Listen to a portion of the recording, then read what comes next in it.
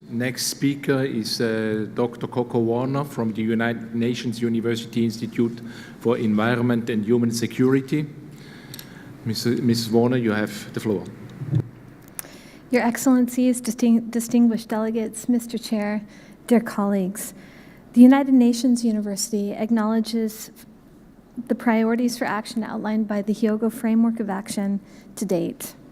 These take into consideration the need to assess risk, reduce it, and proactively manage those risks in a comprehensive manner. Also acknowledging the work of the Hyogo Framework of Action is included in the UNFCCC climate negotiation process, such as the Cancun Adaptation Framework, as well as the recent Doha Climate Gateway decision, particularly that on loss and damage. The United Nations University notes the following reflections on next steps for the post-2015 Hyogo Framework of Action.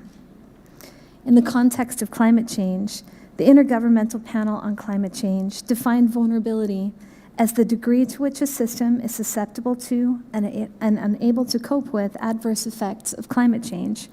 Resilience, by contrast, is usually portrayed in positive terms as the capacity of a system to maintain its basic functions and structures in times of shock.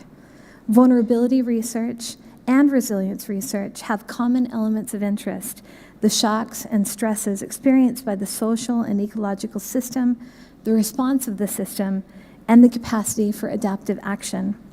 From this perspective, disaster risks have social roots as well as social solutions.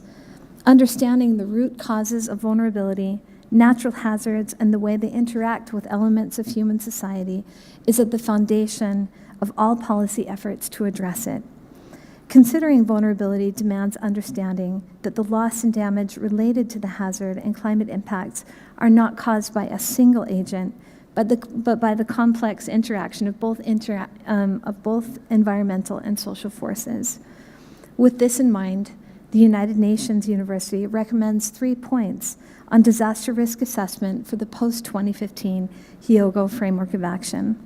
First, systemic support at community level to address disaster risks. Second, assessing non-economic losses. Research shows that disaster-related losses go beyond quantifiable formal sector economic impacts that can be measured in terms of physical impacts or gross domestic product. Yet failing to measure these non-economic losses means that they could elude policy attention. Without explicit efforts to assess these kinds of losses, policymakers may have a myopic view of both impacts as well as solutions. Third, advance early warning and threshold notification systems. The United Nations University also recommends 3 further points about addressing and reducing disaster risks.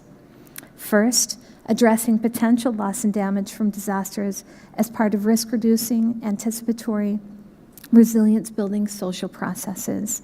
Second, mainstream the reduction of social vulnerability and the enhancement of social resilience in the post-2015 Hyogo Framework of Action. And third, a need to evaluate disaster risk reduction plans considering social processes across temporal and spatial scales.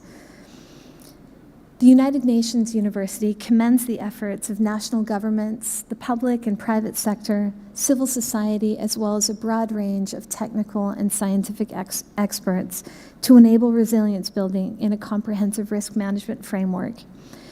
The Hyogo Framework of Action can facilitate a sustained commitment to risk assessment that considers aspects of vulnerability and help address and reduce disaster risk through a human security lens. Thank you, Mr. Chair. Thank you, Ms. Warner, for your statement, especially also for your valuable contribution to the post-2015 Hyogo Framework of Action.